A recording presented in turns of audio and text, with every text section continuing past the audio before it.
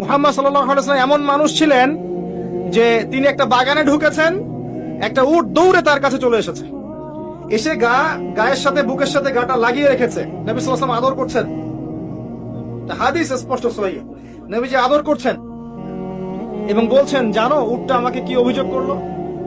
উটটা আমাকে তার মালিকের বিরুদ্ধে অভিযোগ করলো, তার মালিক তাকে কষ্ট দেয়।